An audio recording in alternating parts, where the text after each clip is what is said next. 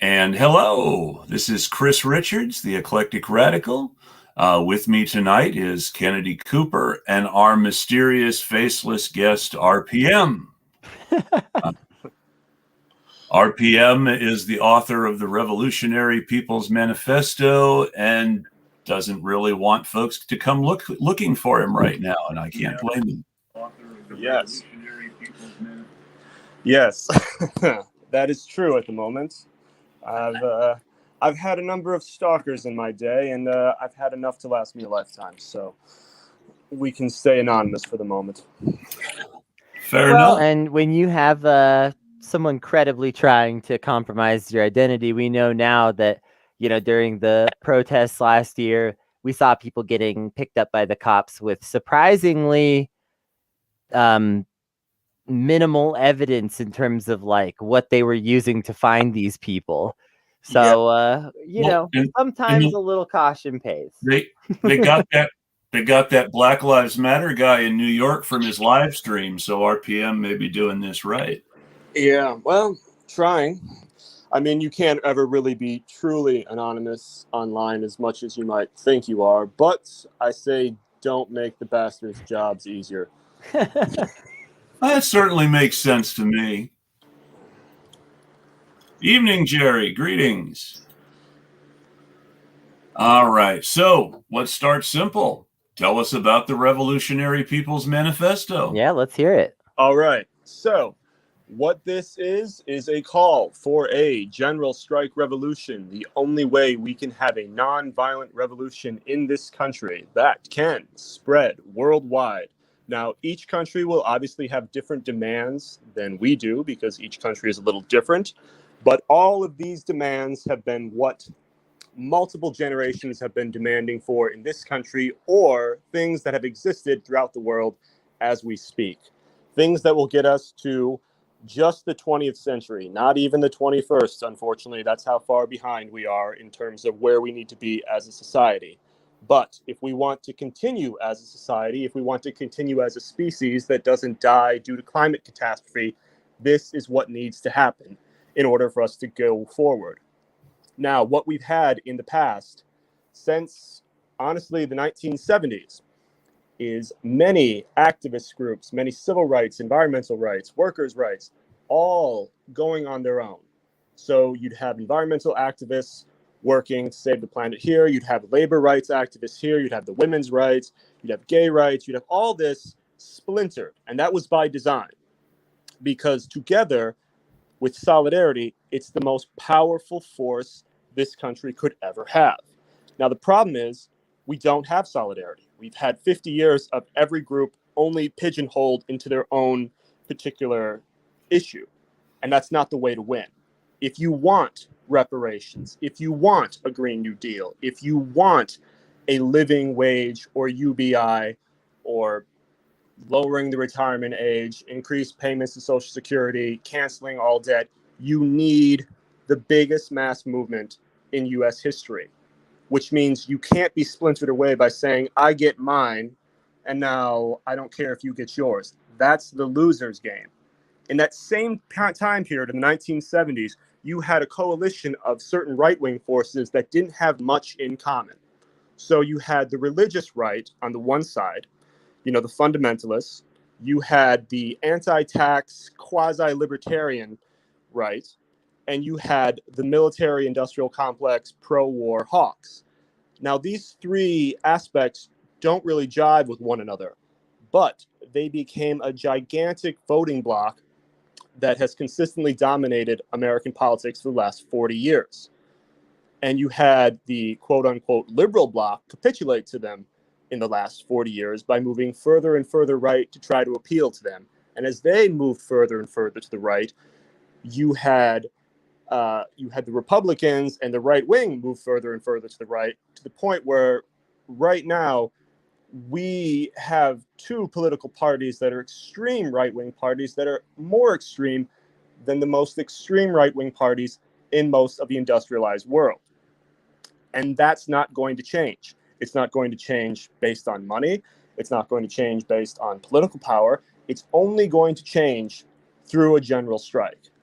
That's the way you can affect real change, because the powers that be, politicians, the wealthy overclass, the only thing that you can actually test them with, the only thing you can actually challenge them with, is by hitting them in their pocketbook. And that's why you have to do a general strike. Now, people have been talking about a general strike for some time, but they've been doing it in a very small, limited way, which is, let's just have, and they'll pick three things: Medicare for all, living wage, and then let's say, UBI or housing freeze, something like that, right? But here's the problem with that situation.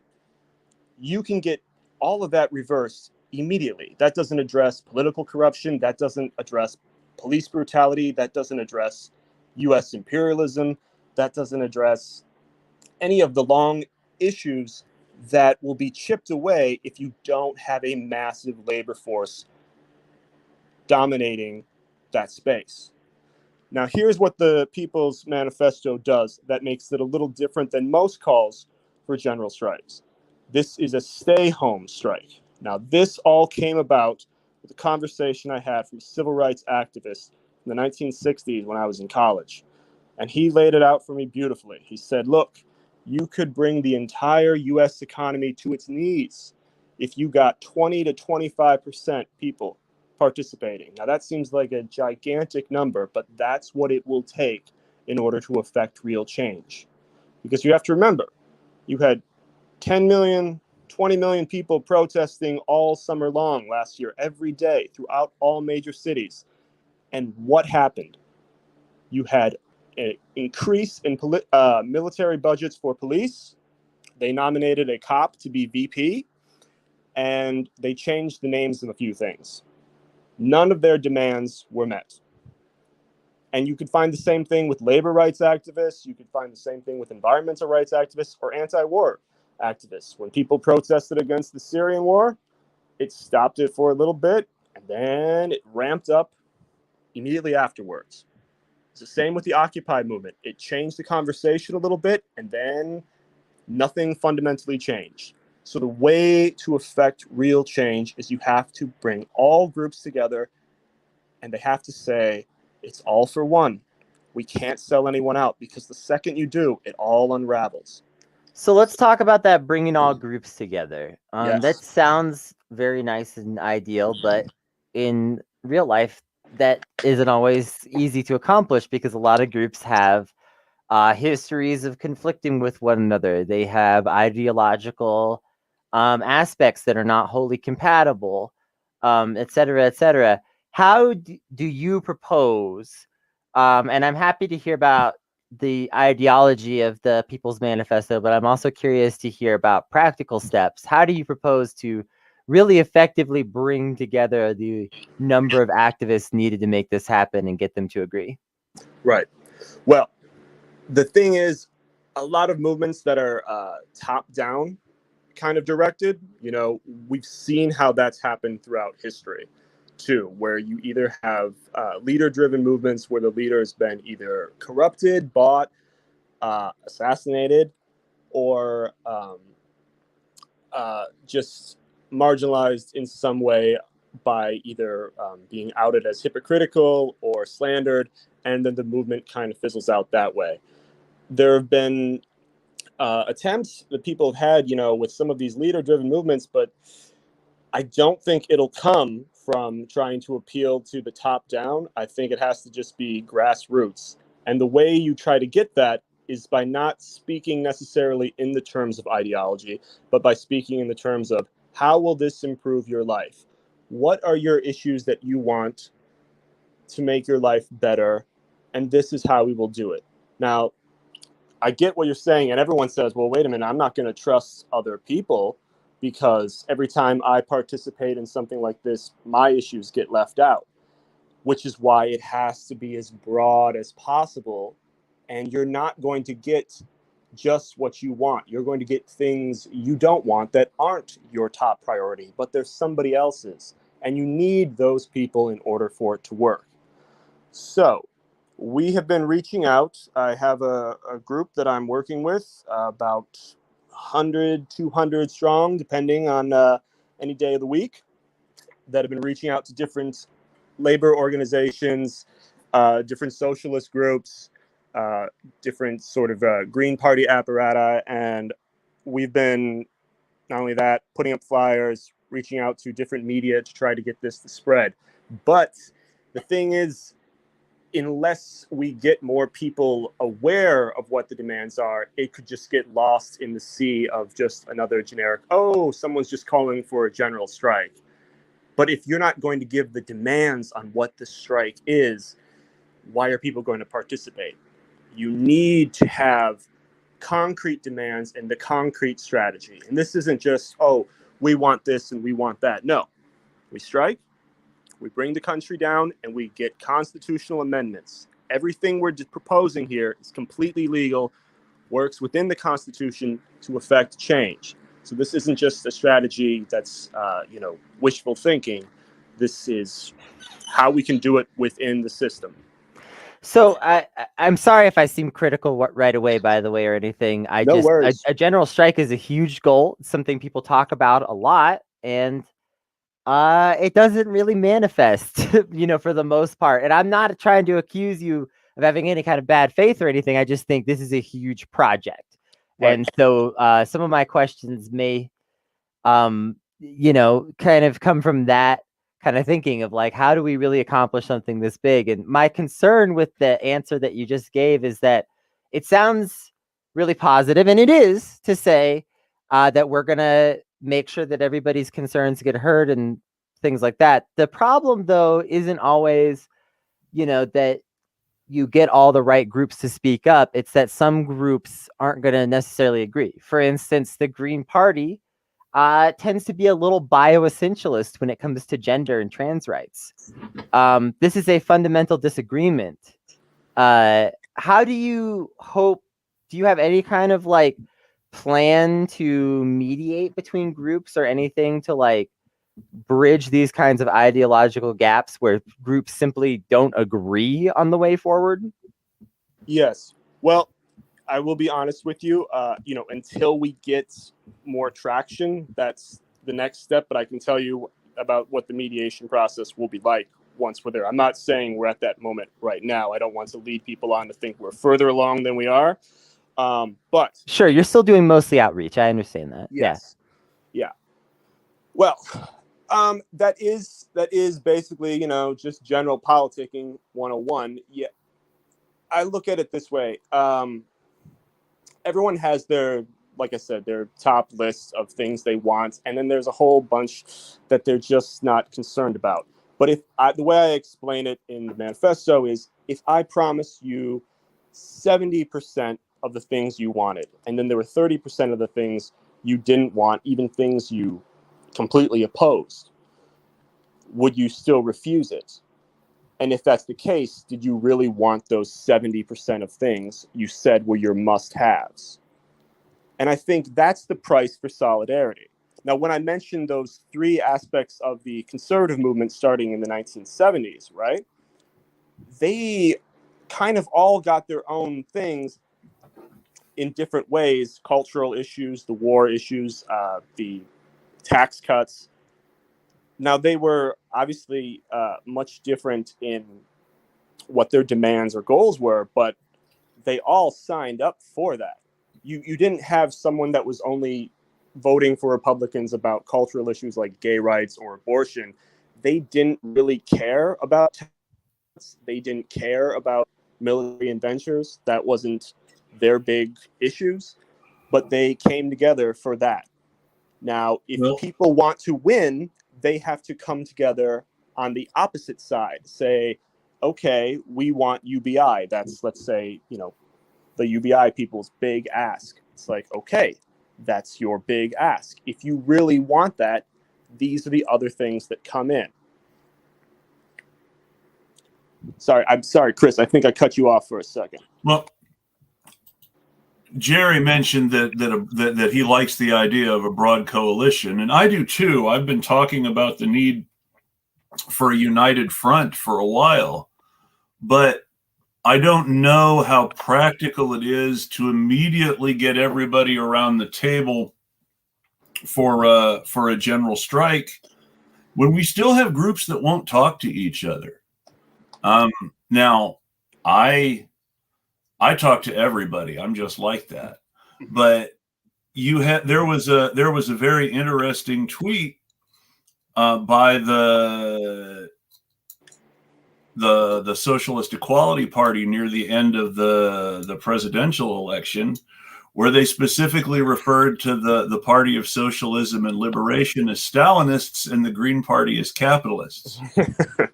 Now, so that's the sort of thing you have to keep in mind when we're talking about a united front. I will. Oh, sorry. Keep going. If we really want to bring everyone together, then there's going to have to be a lot of talking about goals, and it can't just be policy stuff necessarily either. It can't be a grocery list of policy issues or a set of reform, because if your real goal is to overthrow the system, you're not going to sign on to reforms. Yes. See, that's the thing. I didn't put in as much, obviously, as I want. I put in what I thought was possible, because some people have asked me, well, why didn't we go directly to direct democracy, for instance? And my answer to that, just as an example to what you were saying, is, well, for starters, most people in this country couldn't tell you what the three branches of government was. But what they could tell you is that if you said, we don't want that anymore, we're changing that up, they'd hesitate. Now, why is that? Because that's maybe a bridge too far for them. Just like if you told them we're going to get rid of the monetary system, they're like, well, wait a minute, hold on, I don't like that at all. Yeah, if you really want, let's say for a socialist economy or anything like that, if you really want to transition to that, you can't quite do that overnight. Now, what I do propose is that you could have some direct democracy on, certain issues, and you have more, ranked choice voting, you have term limits, and you don't have to wait for politicians to fill out their full term. If their approval rating dips below 50%, then a snap election can be called. I mean, you're moving in that direction. Now, when you mentioned the thing about it's not just a policy list, you have to get people talking to one another. You have to get people agreeing on certain things. I will say that trying to breach this with, I'll just name them right now, DSA, has been a little tricky, because not necessarily people higher up in DSA, but certain people that are gatekeepers in it will try to keep it out because they're interested in their own agenda. But I think working grassroots, talking to people individually, and then having them take it to their organizations is the way forward, rather than trying to say, hey, I'm not, those examples you gave, I'm not sure that's the entire party, the Green Party's line, or the other Socialist Party's line. I think that's just people that were higher up, or the people that are the spokespeople for them that were tweeting that out. I think regular members are much more reasonable. Well, again, I've met some very bioessentialist green folks that are regular voters. But it's beyond that. I mean, again, when we're talking about groups like the SWP or the SEP or the PSL, we're talking about socialist groups that want to overthrow the government and change the system and establish a completely new kind of democracy. Now, you're not going to see groups like that sign on for, these are our policy changes and here's how we're going to pay for it. I get what you're trying to do, and I'm not trying to be negative. I think there's something here that we have to build around. Right. No, I understand. I mean, I think to support a general strike. Yeah. Like I said, of course they're going to be skeptics. I mean, I don't fault that. Um, but I think for that instance where you were talking about, they want a complete overthrow of the government and install a new system. There are a lot of people that talk like that, but they don't know how to get from point A to point B. If you were to say, okay, and how exactly are you going to do that?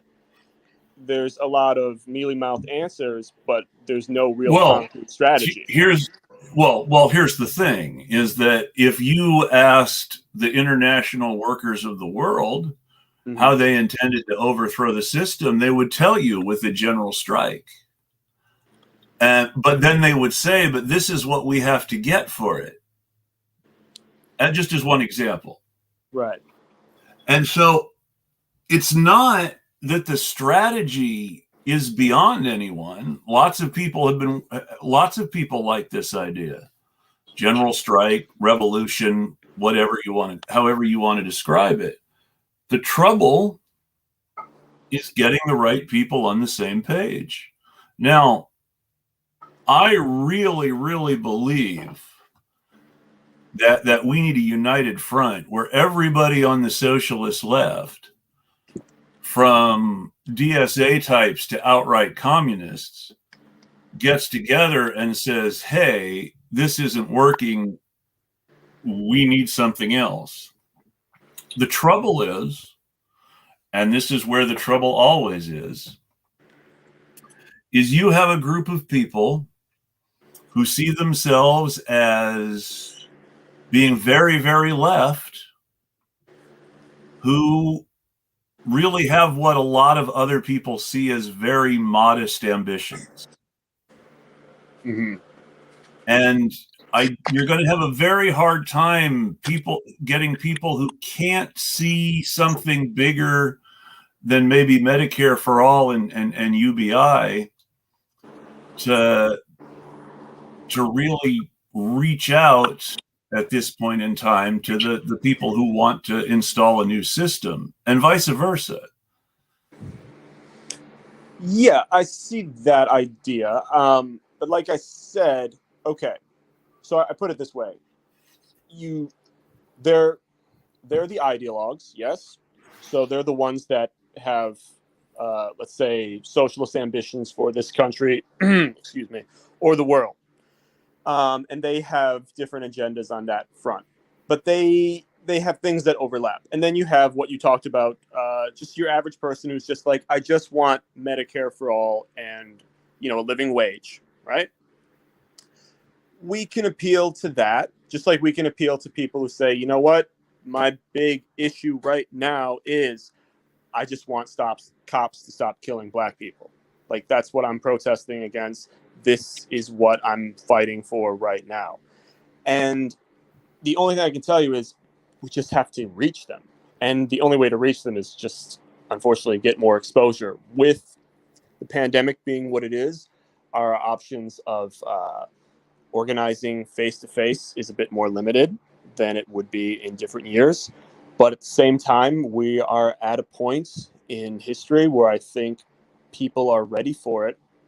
I thought they would have been ready for this 12 years ago in the 2008 crash, but they just sort of cast it aside and thought that electoral politics would move things forward. I don't see that happening now. I see a lot of people despondent without any real idea on how to move things forward. And there's a lot of talk of just kind of giving up or checking out.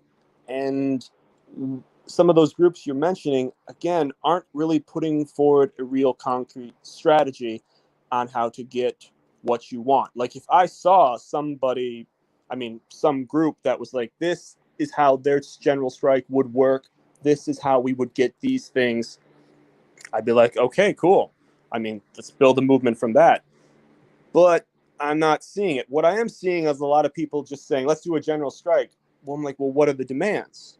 What are the concrete demands? And then how would you go about affecting the policies? When would the strike be called off? What would be the laws and the reforms passed?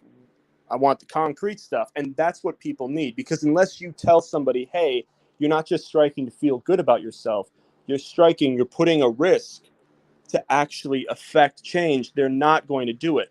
The biggest problem people have is that they believe in the lie of powerlessness. They believe that they can't affect change. They're like, the system's corrupt, we have no power, da da da da. And the truth of the matter is, I can't make you do it.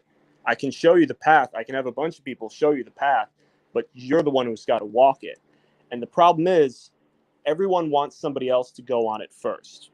You know, it's like that old joke. It's like, I'm not going to step out on the cliff first. You crazy? I'll fall. But if you see everyone else doing it, then they'll join in. Now, I don't want to give people the idea that you're going to fall off a cliff doing this, but you get the idea. It's that fear. No one wants to be the first. So when I say we're reaching out to different groups, we are. And if we get a group or an activist, whatever, union that is on board with us and starts pushing it, others will join in too. But no one wants to be the first. Now, I'm not saying whoever comes first, well, we're striking that day. No. Until we get the numbers, it's just a performative action. I don't want anyone to be risking anything. Now, when I said this is a stay-home strike, I forgot to mention there are 3 aspects to this that makes it effective. This is another problem that I've seen with the call for general strike in other aspects. They're not really thinking real strategy. So there's 3 aspects that I wanted to say right away before I forget. There's just the stay home strike, don't work. There's the don't consume part. That has to be a big component too. You're not purchasing. You can't shop.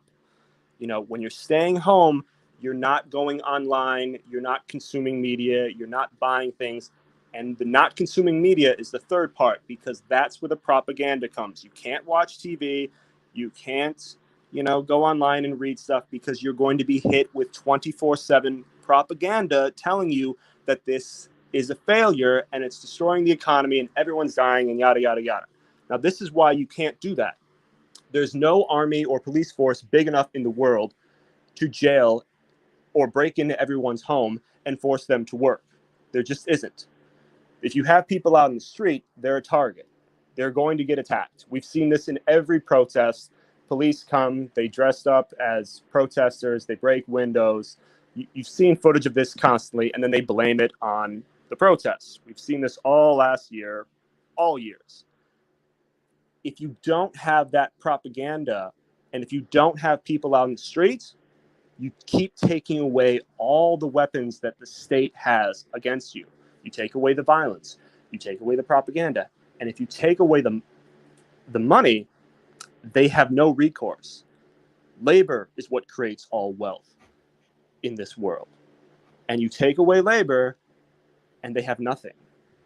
And they know it, which is why you'll constantly see things like, you don't need to strike, you don't need to unionize, you don't need to do co-ops, you don't need to do any of this, because they know as soon as that happens, they're screwed. So I think you're making a number of compelling points, and you're certainly not blowing hot air in the sense that you've definitely given this more thought than a lot of people that, like you say, just kind of post general strike, and there's no plan or anything. I'm concerned about an aspect of it, though. You said people are supposed to stay home and not consume any goods. How is this actually supposed to be possible in terms of, like, how are people going to eat? How is this going to work out if this strike lasts more than a few days or a few weeks? yes. We know that sometimes, like, protests that are just supposed to last the day struggle to have, like, enough water and things. Right. So, like, what solutions do you have to try to, like, actually make sure that people can do that? Because what you're describing right now, you said that, like, you're eliminating all of the, like, obstacles in the way, but it seems like starvation is still on the table. Right. I understand that point, but I should stress one thing. I don't ask people to do this if, we just say, oh, we got 1 million people that will strike. That won't cut it. Even if they're doing it in certain industries that would cause the most, for lack of a better term, havoc in the economy, it wouldn't be enough. The bigger the movement, the faster it ends. If you have 20 million people out of a workforce of 165 million doing this, you can get it done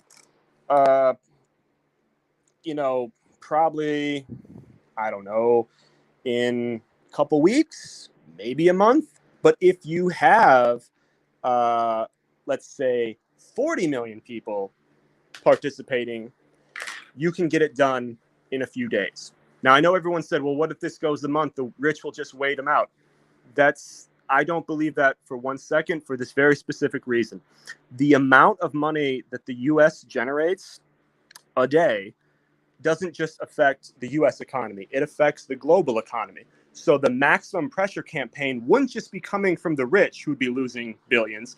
It would be coming from the global economy. So you wouldn't just be getting the rich putting pressure on Congress to act. You'd be getting global powers putting pressure on the U.S. to act. Now, here's what would most likely happen. Let's say we get this done. I'm just going to lay out why they would capitulate. They'll capitulate because they think they can undo this. And we all know it. They think we'll end the strike, we'll just shut them up, we'll just give them the demands, and then they'll be honest, they'll probably say a few years later, we'll just reverse it all, or, such as it is. That's always going to be the risk. Just like I told you, I can show you the path, I can't make you walk it, I can't make someone vigilant. And the strike, while seeming like the hardest part, will actually be the easy part. The difficult part will be staying vigilant afterwards. Because as we've seen, every time we've moved the needle a little bit, it's not that the opposing side gives up. They just bide their time, they wait, and then they slowly chip away at things. So that's why when I put every possible check on power as I could in this manifesto, because I believe power corrupts a little, a lot, all the way. You have to put as many checks on that as possible. But unless you have people paying attention, it could still be undone. So your idea that, well, this could go weeks, this could go a month, will people starve? If we have the numbers to make our voices heard, I think it could be a few days to a week max. And I also should stress one thing. There's a number of people that, like you said, they got water, they can't eat, yada, yada, yada. They couldn't do a certain aspect of the strike. They can do at least 2 aspects of the strike. So let's say you can't strike from your job. Let's say you're a nurse, right? And you can't strike as a nurse because, hospitals have to stay open and so forth, right? But you can do the other 2 aspects for the strike week. You can be like, I'm not going to consume media, and I'm not going to, consume anything else. I'm not going to shop. I'm not going to help stimulate the economy. And that's something that can be stretched across. I don't want people to think it's got to be an all or nothing for everyone, because some people aren't in that boat. But they can do other aspects that can all affect change. It all has to go in so that you have the maximum pressure campaign. But if you can strike, because that's going to have an impact. If you have 20% of people, let's just say you have 20% of people not working. That's another 20% of people who can't work because of that. You think of a bus driver who doesn't work that day, all the people that are reliant on that bus driver to get to their jobs, or subway driver, or, pick something like that, or a teacher or a daycare worker. That means everyone else, that's 20 parents who can't go to work that day. They have to scramble to get their kid and find something to do with the kid. Someone else has to watch them. There are all these aspects. It's all interconnected. A lot of people have mentioned in the call for general strike is if we could just get, shipping and receiving, truck drivers or something else, just striking it, or just teachers themselves. And I'm like, that's putting undue burden on just one class of people. That's just going to lead to resentment. You have to make it an all across the board where you have maximum pain, and that's what's going to make them end it. I have some concerns still. Go for it. It feels to me like there's a lot of credit to certain aspects of this. What I'm worried about, though, is that like the pandemic didn't cause the world economy to change in favor of the workers significantly, even though it was disrupted. They got a bailout, right? And my concern when we talk about this waiting game is that I think that modern monetary theory can prop things up for quite a long time before the resource game actually catches up enough. It's a lot easier when it's on a small scale, like it's your factory and you can literally stop the boxes from going in a door. But trying to shut down essentially the global economy feels like something where I don't even know if 20% sounds like enough to me, because it sounds like I didn't mean to cut you off. I should just stress that 20 to 25% is the base. That's the bare minimum you'd need. Again, the higher the number, the shorter the strike. But unless you get something like that, you're not going to succeed at all. Well, and then getting those numbers, that kind of leads me back to my original concerns. Earlier, you mentioned that like getting 70% of you what you want, so that but maybe losing out on 30%. I think in a vacuum, I would certainly agree to having 7/10 of my most important demands met in a vacuum. Right. The issue is, a lot of times whenever you make that kind of bargain, there's certain groups of people and certain issues that end up in that 30% over and over and over again. And I think as long as you're kind of asking people to make this sort of step of trust that you were describing earlier, again, in a vacuum, if we were all born as equals in this country, then that leap of trust that you're asking people to make would seem a little more reasonable. But a lot of the people that you're going to need to make this work are going to be scared to make that leap of trust, because again, they're in that category that gets forgotten so often. And the reason why I really want to emphasize this is because you had mentioned things getting undone afterwards, and I think that's really crucial. And like the NHS in the UK, it's really hard to understand from the outside how they're able to attack it at all, right? Because it seems like this beautiful thing that everyone should just love. I go to the doctor and I just get healthcare, and I don't really have to answer many questions most of the time that aren't related to the healthcare I need, right? Like, that sounds like something that most people should be behind. But one of the things that has allowed them to poke holes in this is that the original NHS was a sort of 70-30 kind of compromise, where a lot of people's healthcare was, prioritized and considered important, and then some wasn't. And I think when you're asking people to make that leap of trust, for some groups, it's kind of unfair to ask them to make that leap. For instance, Black Americans, who at this point we should be catering to the needs of, of people who have generational trauma and a lack of generational wealth that both compound together to make, requesting them to make any kind of leap of faith kind of ridiculous. But then at the same time, this strike is not going to work if there's no Black people in it. Exactly. So, well, I know I've given you a lot, so I'll try to hit all the points. If I missed any, just try to remind me. Sorry. I should state that yes, we have been working with some groups that have been pushing for reparations as well, and I remember one of the people said to me, like, "We're for it as long as you're for us, because we've been burnt too many times. Every time we push for this." And, we go on every other march, we do every other thing, and then this gets left on the wayside. And I was talking to them, I was like, we all know it. White America is not going to do reparations if it was a standalone thing. They're just not. They never will. The latest poll I saw was something like 70% of white America is not in favor of reparations. So the only way you're going to get that is you have to tie it to all of those other things that white America wants, debt cancellation, Medicare for all, living wage, all that stuff.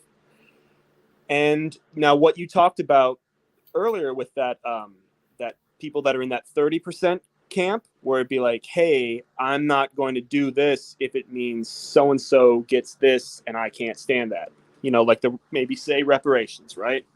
Because you're going to have people who are like, I'm fine with everything else as long as you take this out. You can't take anything out. If you take anything out, then no one's going to believe you that you're not going to take their issue out. That's the price of solidarity. And if we get the reparations issue or the police reform or any stuff we're talking about, we get, I'd say, half of Black America right there. And it could be higher, it could be lower, it really depends. That's going to make up a big chunk of what goes in the strike. But they're not going to do it unless they know that there's actually going to be something for them and not just, oh, well, we'll get to it eventually. You know what I mean? You have to commit to this stuff and say it's non-negotiable. This is in there. As for the other idea you were mentioning, I think about chipping away things in regards to healthcare and how that went back to marginalized groups that feel that they can't. They're worried about joining in because that stuff could be chipped away. That's why this is made with constitutional amendments. Laws can be taken away. We all know this. Laws are changed all the time. Constitutional amendments are much more difficult to get away. Now, when I said you have to be vigilant, it's because you can get rid of politicians. You can make a constitutional amendment. I'm going to break in here. Sure. There's a procedure for amending the Constitution. Right. And if we're going to try to get constitutional amendments out of a general strike, then we either have to wait for those procedures to go through with no guarantee that they will, or we have to say, we're doing this instead of the normal procedure. You're changing the Constitution. Now, this is where things get complicated. How do you stop them from simply not bothering with any constitutional amendments? People aren't going to just go back on strike after it stops. It's usually not that easy. No. Well, that's the thing. You don't call off the strike until the amendments are put in. Now, what Kennedy was saying is like, well, how long will this go? I mean, would people not be able to manage if this goes for months? What I tell people who often come up with this, I say, look, the government works fast when they want to.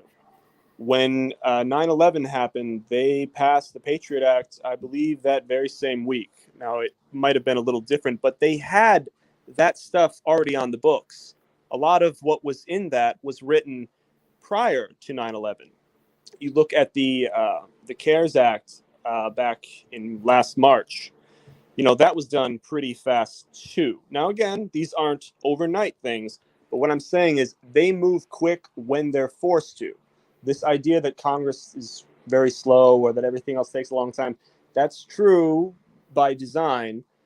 But what they will do for this is they'll acquiesce with what Kennedy was saying, that they will try to chip that away later.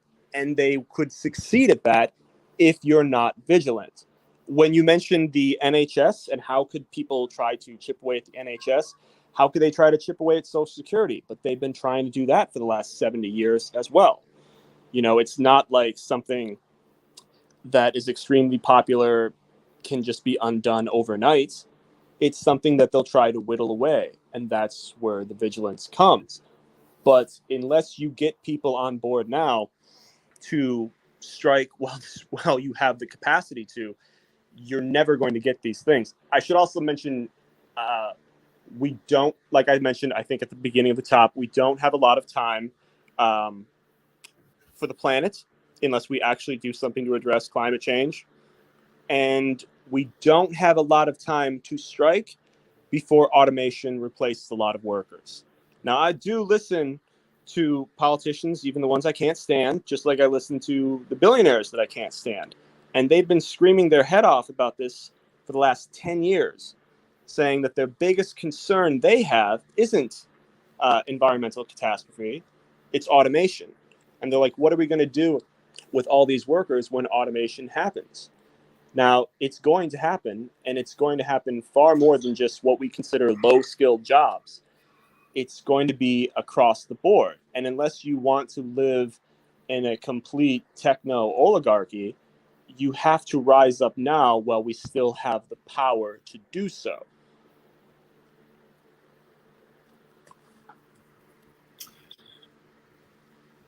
So I definitely agree that people need to rise up. And I definitely think that there's a closing window for rising up. Mm-hmm. I don't know that automation is the argument that I would make. People have been saying automation is going to take all our jobs away since the 1800s, and it's not ever happened. Well, there have been jobs that have been lost to automation, but industries change and new things develop, and there's simply always going to be jobs that need people to do them. The real problem is having the power to affect capital. And I think you've got the right idea as far as the general strike goes. Just again, there's a procedure for a constitutional amendment. There's not a way to fast track it. So if you're saying that we're not going to stop striking until all these constitutional amendments have passed, that may not be in any way practical. All they have to do is drag the amendments out long enough that people have to go back to work, or that people have to go buy something from the supermarket again. But see, I think that's the interesting idea. When I said it would be an all across the board thing where everyone would feel it, you'd be getting them. They'd be getting calls from all their constituents, but they would be getting a lot of pressure from the only calls that matter to them, which are their donors, which is end this now. We saw what happened with that. What was that GameStop thing that happened just a few weeks ago, where they all lost their mind for just something like that. The rich really, really care if they start losing any of their money. So I think they will be pushing to end this now. Now you're like, well, wait a minute. They wouldn't really do this because of all the taxation that would come on them. They're not going to give up their money. They're not going to give up how things are changed, who owns what in the economy. But again, it would be done under the guise of we'll give up now, or at least we'll pretend that we're giving up, and then we'll change it later. Let's see. So I think if we have, let's say, the constitutional amendments drawn up already, we're not just saying, hey, we're going to strike and then we're just going to let them write it up. This will be people sourced, and we're saying these are the amendments, get them through, and then we'll stop the strike. Then we'll stop the strike. Not we're going to just wait as you dilly-dally and just try to draw this out and wait us out. Mm-hmm. That has some potential, especially if there is a group that puts the amendments together. Mm-hmm. That sounds like something that's worth organizing. I still see that the biggest difficulty is being able to go as long as it takes, because dragging it out is exactly how people are going to beat it. And that's really the weak area, people really have to have a support organization that can keep them going. There have to be strike funds in case people do have to buy food. There have to be ways to provide for everyone's needs through mutual aid if nobody's going to be working or consuming. Well, we also need those strike funds because let's not forget, even if they can't possibly arrest everyone, they'll sure try it first. For at least like the first day or two, they're going to arrest people in mass. Like whoever they think is like, I mean, that's why you're being paranoid in part tonight, right? Is because like, full well that if And that, you're a part of the leadership of this, well, that's that another reason why that's another reason why I say it shouldn't be leadership driven, because I don't want to be the one who gets assassinated for this particular reason. But I'm not even talking about that. I'm just talking about the fact that they'll probably round up hundreds to thousands of activists on the first day of something like this, to even in the range of like tens of thousands of activists on the first day of something like this, and just jail them. That's going to be an issue, because first of all, those people are no longer really contributing to the strike in a meaningful way, because they've been recaptured by the claws of capital in a different way. And then also you're going to have support networks just to like try to get those people out and take care of them and stuff. True. Also, I should stress as well that, you could, I'm certain there's merit to that. That's just why I tell people, I was like, look, I can show you a non-violent revolution, but I can't show you one without risk. There's risk in every aspect to it. Even if it's a stay at home, there's still risk. There's always going to be risk. Even for a stay-at-home general strike, you can have violence if the state really decides it's important enough to them. So yeah, there's always risk. There's always risk. But the thing is, it's like, if you have the idea of them breaking into people's homes and arresting activists, true, that's still done as a form of control to intimidate others to end the strike. But if you don't have the propaganda, which is why the don't consume media aspect is part of it, that eliminates that. So it's like, if you make an example of someone, but no one sees you make an example of that person, you're still doing a horrible thing. It's just not having the intended effect that you want. And the other thing I should state too is that, they could try to round up as many people as they can and cram them into prisons, which, they've done during other mass protests. That was a lot easier when they were all targets out in the street.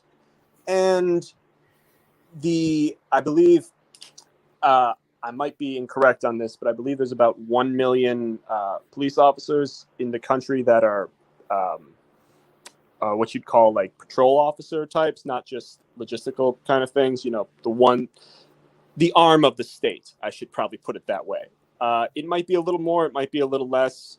I had a guy who was in the military and the police force, and he gave me that number a while back, but it was just ballpark.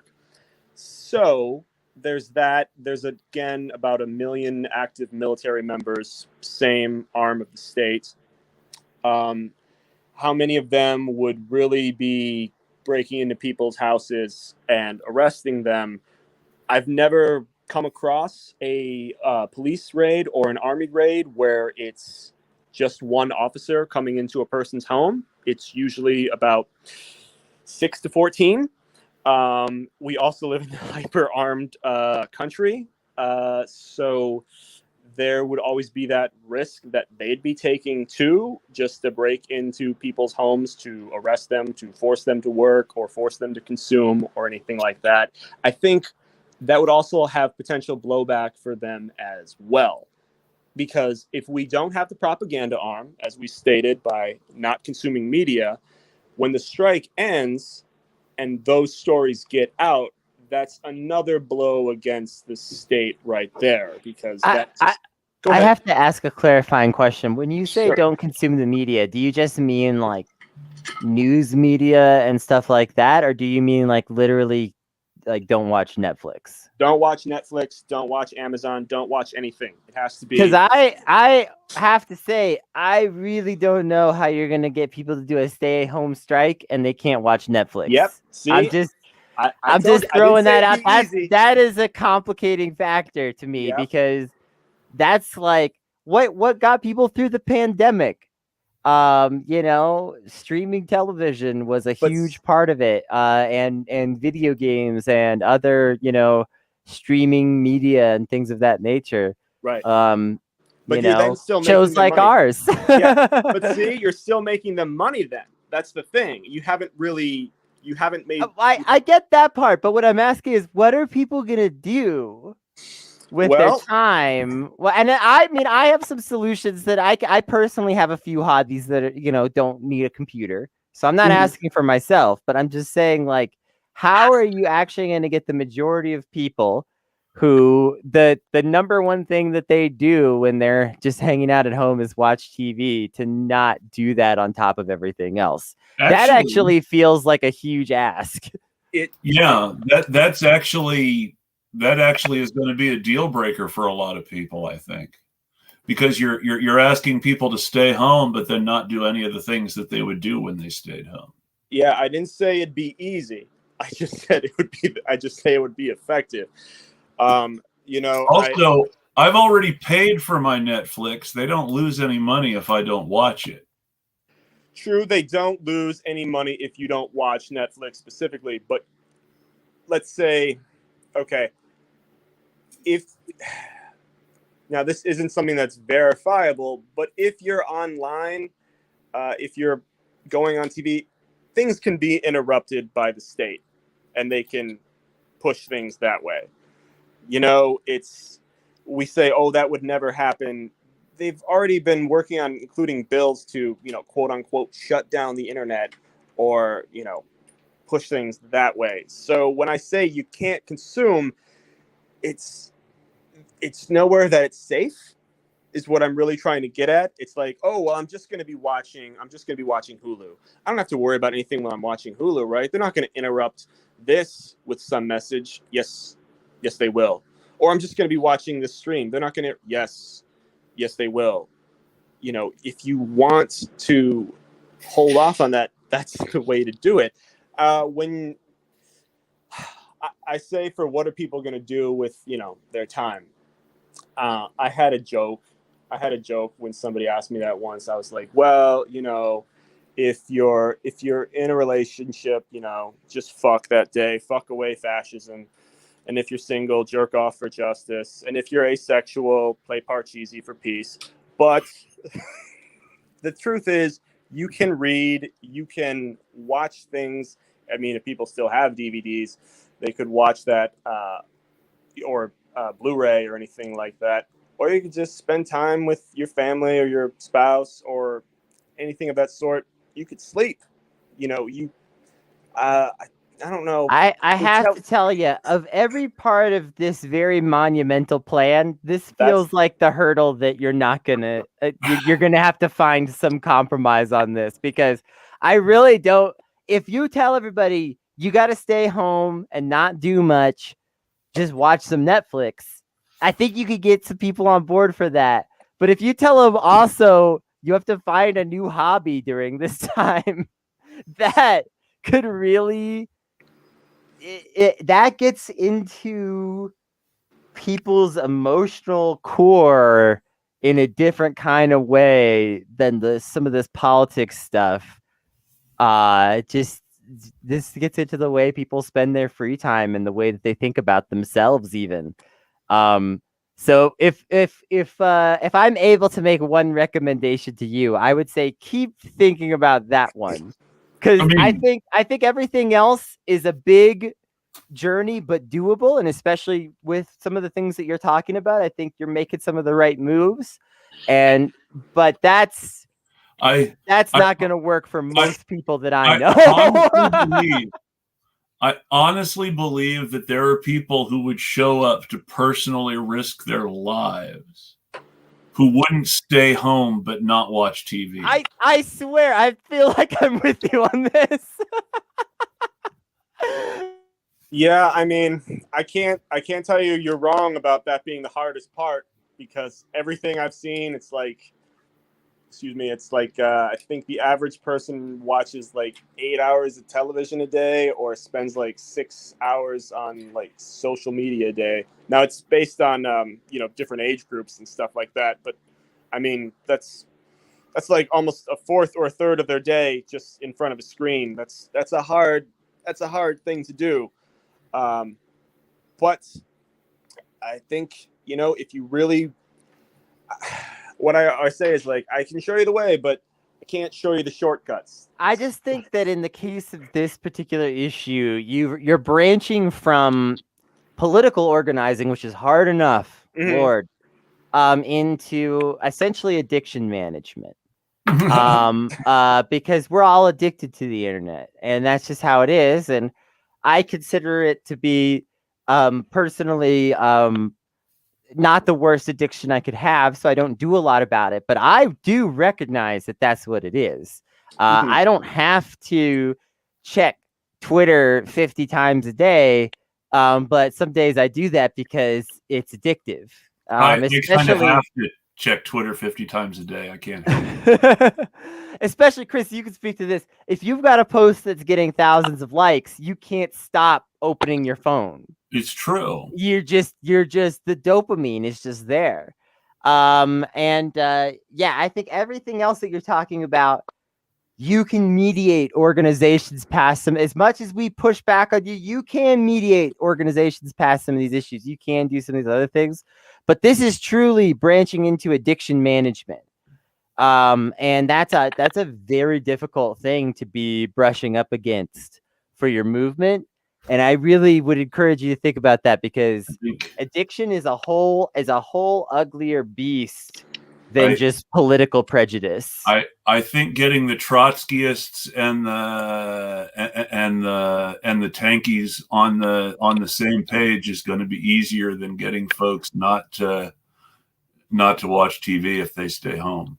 I'm serious. Also, if there's a general strike going on, everyone's going to want to tweet about it. Come on. It's true. We're all going to be like, I'm striking right now. Hashtag general strike. I don't know about I'm striking right now. Kennedy, we lost you. Or at least I did. I don't know if you can still see him, Chris. Well, no, we lost camera and he got muted. Oh. Yeah, I was going to say, just as we lost Kennedy, that I would be tweeting so that everybody knew that people were striking. Right, I would be tweeting. I would, every time a company announced that it was going out of business because of the general strike, I would be tweeting another one down.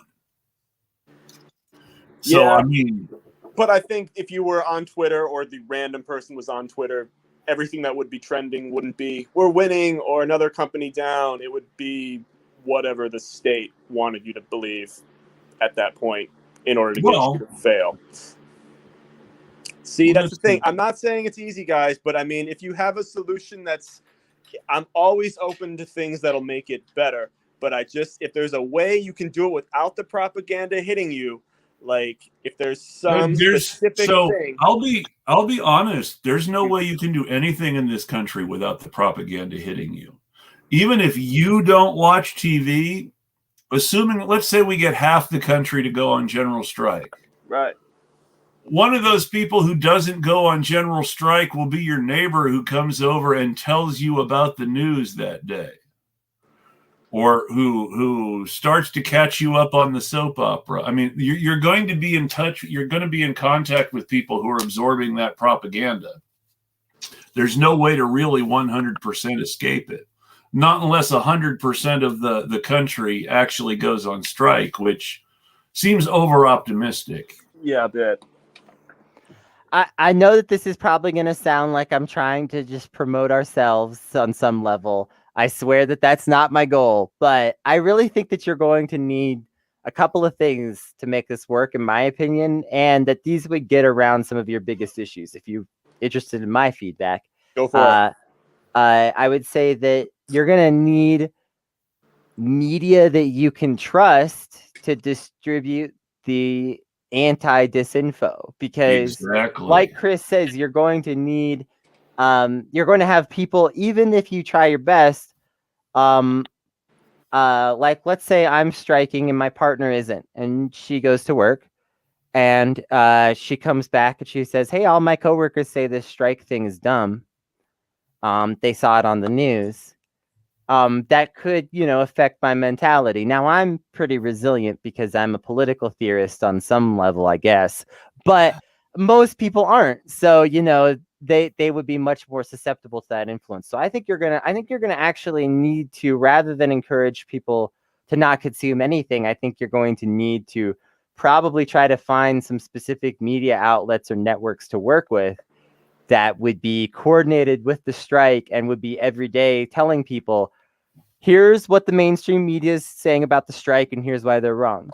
So I would say that's my recommendation number one. My recommendation number two is you're going to need some mutual aid networks. Yes. I know you're really confident in certain aspects of this, but I think that it could be more drug out than you think. Even if half the country was on strike, I think it could last weeks.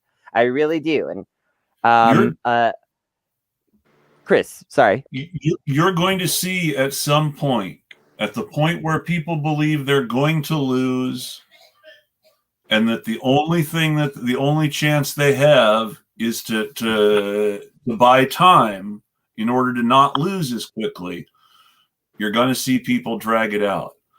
You're going to see it take longer than it needs to for your demands to be met. You're going to see everything that they can possibly get slow walked, for the simple reason that they will do it that way in order to end the strike before they've had to give everything up. Yeah, so I think you're going to need need mutual aid. You're going to need mutual aid. And now the nice thing is, if your goal is to have people not consume mainstream media, the mutual aid could help with that too. Yes. Because if you have robust mutual aid networks, then those mutual aid networks could be doing things like a food pantry and board game night, or something like that. Right. I think your organizational ideas are on point, and definitely compared to, I've talked to some other people that think a general strike is a good idea, but have no idea about even the first steps. You're light years ahead of those folks. I want to be clear. But I think on the back end of actually supporting the strike, I think you're going to need a little more support than what you're planning for. Right. I should just state that I understand, because I've constantly been hearing things about like, well, we need to have a mutual aid network. And I'm like, I get all that.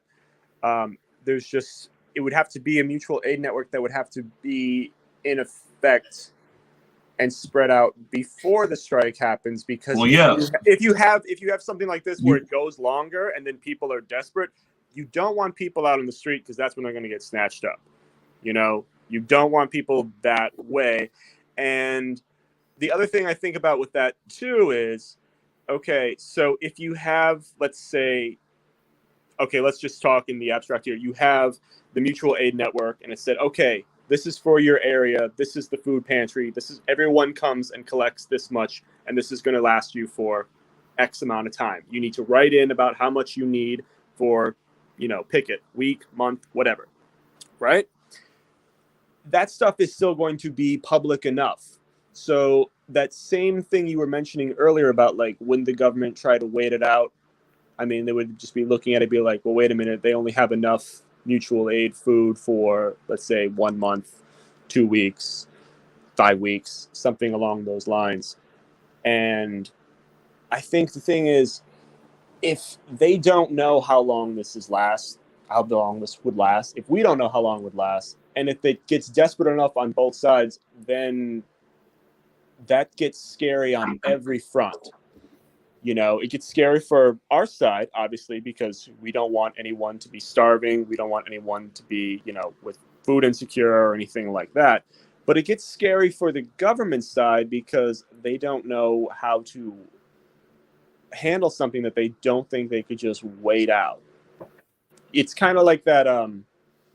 Again, sorry to go back to that same example that we just had like a few months ago with that GameStop thing, but you had those guys who were just, they were just screwing with them at that point. They're like, don't sell, just keep screwing with them until that day and everything like that. And there was all the push to stop the whole Robinhood app and everything like that. And so I think I get what you're saying about all that, and I understand. I just worry that if we put too much emphasis on just the mutual aid for, trying to wait it out, then I still think we might still be in that same problem that we'd have any case, where they could just be like, they have 2 months supplies and then they have to go back. Well, that's why you have to build that mutual aid network first. you have to be, your organization has to be self-sufficient before it goes on strike. That's why general strikes are hard. Yeah. And that's really the big challenge, is having a mutual aid network that can take care of everybody who's striking. It's not going to work. I will say, DSA gets a rough rap online sometimes, and to an extent. Some of it is very deserved, but there are some chapters of DSA that have been working on community gardening projects specifically to support general strikes and things like that. I think that there are ways to make this work. And obviously, if you're just eating dried rice and community garden food, it might not be that pleasant, but it'll get you through the strike. Especially if you can stream your show, right? Yeah. Yes, especially if you can watch Netflix while you're eating your broccoli and rice. Well,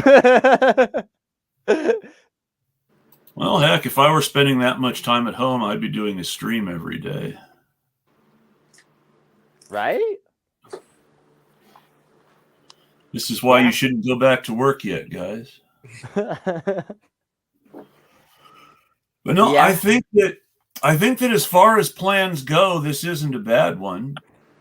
I think that it would not be a bad idea to sort of look for input on the manifesto from, if not higher up types, grassroots people associated with various socialist and communist groups.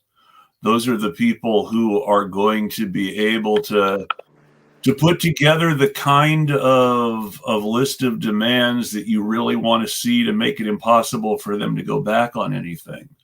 Because really, you have to be able to replace the government in order to stop the government from cheating you. Mm-hmm. If you can't replace the government with people you can rely on, you can't rely on getting what you want out of the general strike. I should also stress that we have in our group people that were in certain communist, socialists, and other activist organizations that have been contributing to it. I've just, been taking things. So I don't want anyone to think that I just did it all by my little lone. No, I didn't say that. And I should also stress that I also took a lot of things that have been in other groups' demands or things that I've been fighting for, and just sort of remixed them all into one, like I said, big set of demands and strategies. So we're not just splintered. But yeah, again, if we can just get one or two groups starting it out, and getting on board with that, it can spread that way, because no one wants to be the first, and all suggestions and ideas on how to strengthen it and make it so people feel that they have, like I said, there's going to be risk. But if you can minimize that fear in people's minds as much as possible, either through a mutual aid network or some other aspect, they're more likely to take the risk, And that just comes through, again, getting the message out, building with grassroots organization, and that's how it goes. I can promise people we won't call for it until we have the numbers. So for a lot of people that have been asking me online, or for anyone watching here who say, when's it going to happen? When's it going to happen? I keep telling them, not until we get the numbers going. At the moment, maybe about 1 million people have seen it in one form or another, and that's being very optimistic. Now, the numbers of people that have read the whole thing, the whole strategy, I'd say that's probably 10% of that. So maybe we're talking like 100,000. And so, I'm going to break in here for a moment just so that I can put this up. Thank you. This is the link for those who want to read the manifesto, folks. I have been looking at it while we have been talking, using it to frame some of my questions. It's definitely worth taking a look at. If somebody has suggestions, let RPM know. His blog is set up so that there are ways to provide feedback. And there is a Discord link on the blog link. Is that Discord link good? Yes, it is. Perfect. Then there you go. Now, I will say, like Kennedy said, there's a lot there. There's more of the structural planning work done here than on a lot of plans that I've heard people announce or try to announce. I think the biggest risk is always that somebody will call a general strike and nothing will happen. Right. And that would be a disaster, not just for the general strike in question, but for attempts to get more together in the future. Yeah, that's the other thing I always stress for people when they say, well, can't we just try a smaller strike now and then build up? And I say that's performative, because if you strike now and nothing changes, it's going to make less people want to join up when you do a big general strike later on. You know, people don't want to do it just to feel good about themselves. They want something that'll actually have a change in their life. So I know people are impatient. I'm impatient too. But, you know, until we have the movement, then we just have to keep building, you know? Yeah. Well, I think a general strike is a big dream, but it is a viable strategy. I think the reasoning that you gave for a general strike is all generally correct, and I think a lot of people are coming to understand these reasons. I don't think it's necessarily right to say that a general strike is inevitable or that it's the only strategy, but I do think it is a real viable way to take power from the system. I do agree with you on that. And I think that we have to keep having these conversations to make it possible. We have to keep talking about it. We have to keep thinking about it. We have to keep bringing people together, which is exactly what you're talking about. And I think the most important thing is that a lot of your goals are realistic. And the most comforting thing is when you say that, you know, you're ready for it to take some time, because that's the thing that troubles me the most when I see people on Twitter saying, we're going to have a general strike in 2 months. And I'm like, no, you're not. No, you absolutely are not. I don't care how full of fire you are right now and how great your ideas are. You could have the best ideas in the world and you're not going to have a general strike in 2 months. America's not there. The only organization in the country that could make a genuine strike happen in 2 months is the AFL-CIO, and it will never do it. Yeah, basically.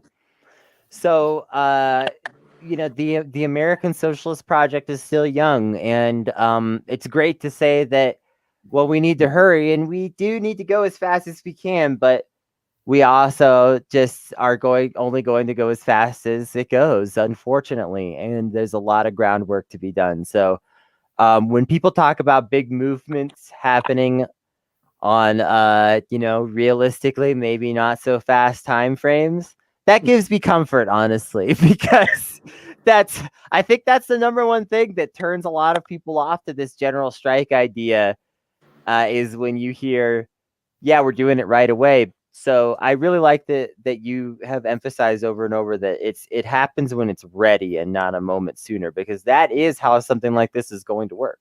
It's true. Yeah. Now, I'm going to bring up something off topic. It was in the chat room a while back. This is a good time. So, Alan Max Axelrod is one of the leaders of No Amarin Shutoffs, folks, in Illinois. He was on the show for a Saturday broadcast a while back. He was also on Not Safe for Wonk's audio show recently. He was recently on Fred Hampton Lift as well. Excellent. And of course, he's doing great work. But they've got a couple of wins in Urbana. It looks like they're on their way to getting a resolution passed to stop utility shutoffs, at least in the city of Urbana. That's good news. Now we can just stop them in the rest of Illinois. And the rest of the country, for that matter.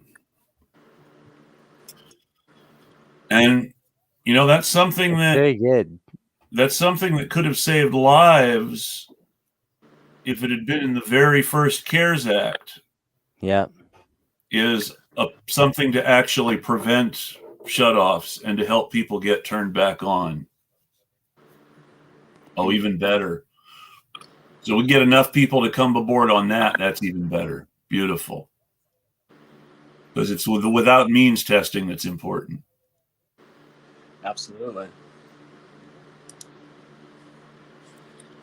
And yes, Pearl, you are absolutely right. Big kudos to Alan. He's doing really, really great work out there in Illinois.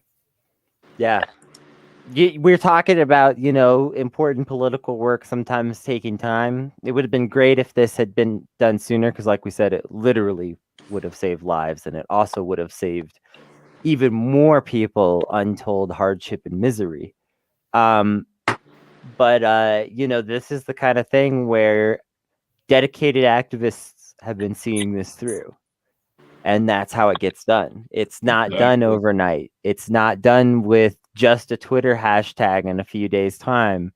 This was a campaign that, Alan was a part of since the very beginning, that has done, yes, Twitter stuff, but also, call-in, write-in, in public protest, showing up to media events that the governor was holding with protesters, and like just every trick in the book. And you really I really hope that a lot of people can hear about this story and learn from it, because this is real political activism that works, and it's something that pretty much everyone could sink their teeth into. This campaign didn't start with a bunch of people or a bunch of money or a bunch of anything. It just started with a real need in the community. It's really inspiring. And they've been able to really do amazing things, and it's really impressive. And that's the sort of energy that we need to bring to any general strike. Is the same kind of energy that Alan and the people working with him have been able to generate and keep going in Illinois. Yep. Definitely. Well, I'm really glad to have some good news from that campain to help us round out the show here, because that's just, like I said, that's truly inspiring. And everybody, who ends up watching this, if you don't know much about the No Ameren Shutoffs campaign, go find everything you can about it. Search the hashtag on Twitter. You'll find lots of stuff.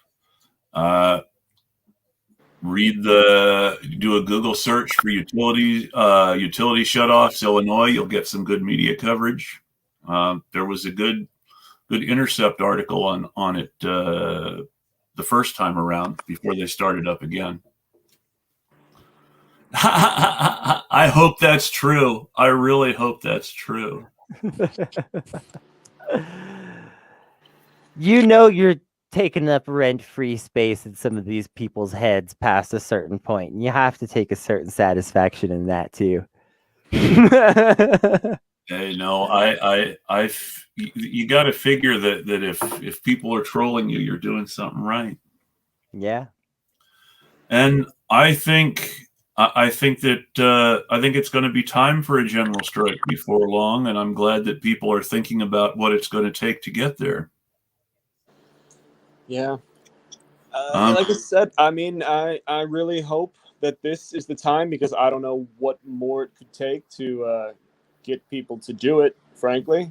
I hope we don't have another global economy crash in the next few years. It's coming.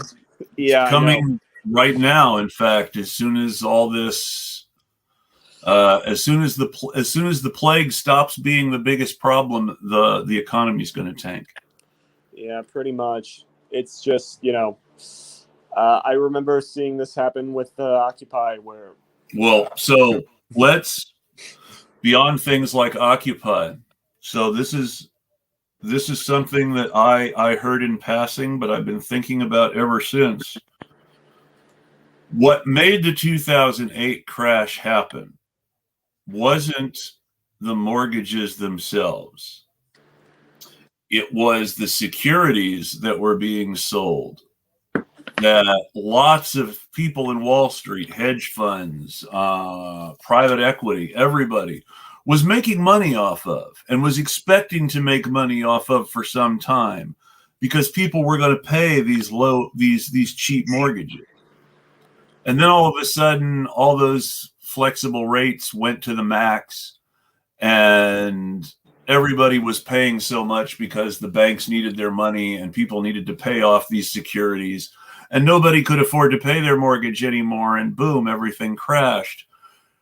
And sure, the real estate crash was terrible, but the Wall Street crash was because of those mortgage-backed securities.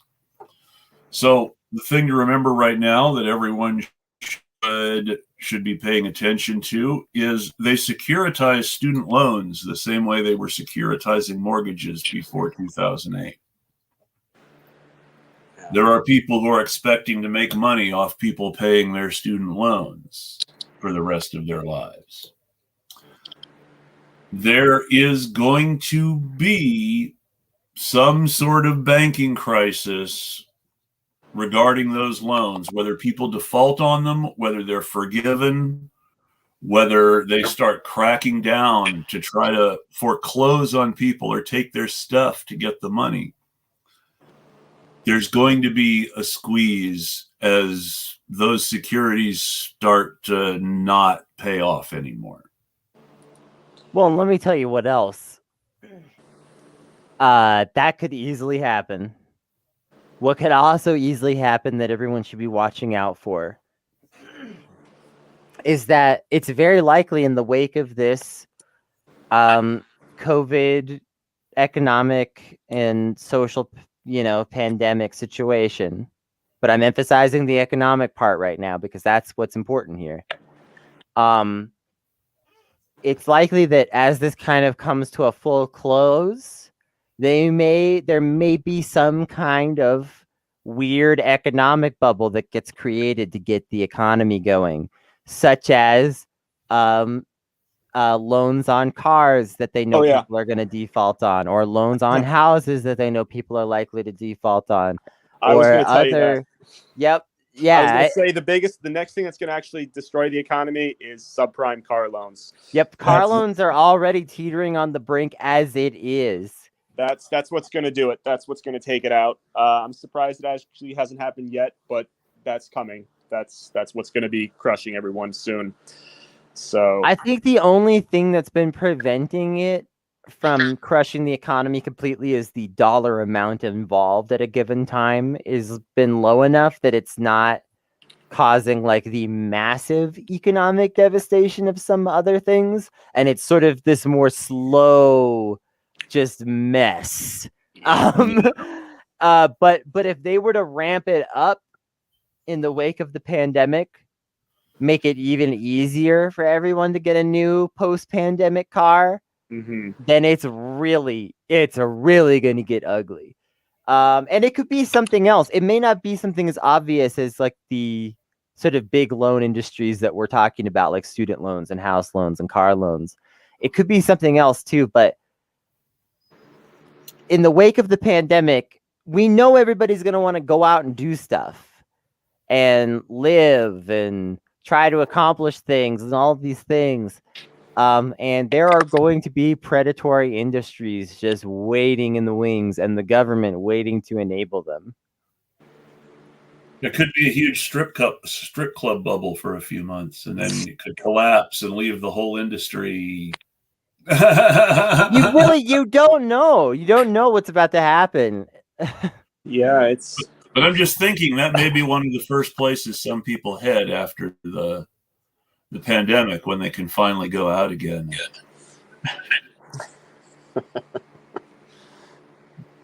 But yeah, I think it's good that we talked about some of the economy stuff too. That's good to be aware of, especially when we're trying to plan a general strike. I mean, in a perfect world, you would want people to walk off the job when the economy was really hurting and the rich folks were feeling the squeeze. Yeah. Well, you just have to deal with the cards you're dealt. I mean, that's just how it is. Just you can't prep it. You just got to take care of what you can and do what you can. That's how it is. And So, I mean, I told people, I was like, it's hard. We can't organize in person. That's the tough part. On the other hand, everyone is even more terminally online than they were before. So we have that aspect. So use it while we can until the crackdowns come even more and we're all kicked off online in one form or another. makes sense to me. Yeah. Does anybody have any final thoughts before I wrap us up? I will say there's one strategy we're trying to do on Sunday, the 11th, and it's going to be at 3 p.m. Eastern Standard Time. We're going to be doing a tweet storm to try to get out.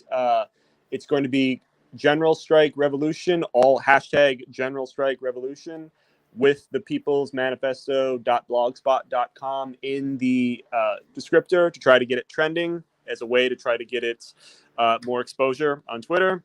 Again, we're just trying to do what we can to get more people checking it out. So anyone that wants to, that would be, again, on 3 p.m. Eastern Standard Time on April 11th. That's Sunday. The hashtag is General Strike Revolution, and you can link the People's Manifesto blog. The easiest way to do it, for those that'll have a tough time remembering, is just follow me, or you don't have to follow, just check out my @RPM17IG. And you can just see one of the main tweets right there and just retweet it. Try to get more people seeing it. If enough people do, we can get at least 1 million people checking it out right there. Well, that sounds good. I have one final thought for everybody, which I tweeted about this morning, but I'm going to talk about again anyway, because I can't help it. We're starting to see anybody who thinks they're even a little bit conservative, whether they claim to be a Republican, a Democrat, or an independent, push really hard for everything to open up again. We're seeing that right at the time that our wonderful president has decided to do the same thing that our last wonderful president wanted to do, which is get all those kids back in school. Dang it. Now, things are going to get worse as far as COVID soon. The other day, the CDC director was having a practical panic attack about how bad COVID is going to be. And it's not over yet, folks. So take care of yourself, stay home, wear masks, double mask if you can. If you're not an essential worker who absolutely has to go to work, if you still have paid time off left, stay home. If you're still working from home, that's great. If they're asking you to come back, let them know you really have to put your safety first. I know that that's not possible for all of us. Heck, I'm still working my day job because I have to. I don't have any other choice. But if you have a choice, take care of yourself, please. Agreed. I also want to say just really quick, if you are in New Mexico, today is the first day that anyone can get the vaccine here. If you go register on the government website, then you don't have to have a pre-existing condition or be in a certain age bracket. Anyone can get the vaccine here. I hope to see some more states follow suit in that regard soon, because we need to get those vaccines out. Obviously, they may not fix this problem entirely, as we know, and we don't need to get into all that right now. We're trying to wrap the show up, but if you're in New Mexico and you watch the show, and I know a handful of the people that follow me do, today's the day. Go get registered. Let's get vaccinated. Definitely. I definitely recommend vaccinations for everybody who can easily go get them. And I want to thank everybody for joining us tonight. It's been my pleasure to talk to everybody again. It's been my pleasure to have Kennedy join me again. And I want to thank RPM for joining both of us and talking to us about the People's Manifesto and the plans for a general strike. I'm cautiously supportive. I think that there's good stuff here. Check it out. Thank you so much, Chris. I really appreciate it. Well, thank you again, RPM. You have a great night. And to everybody at home, you have a great night too. And I'll tweet at you.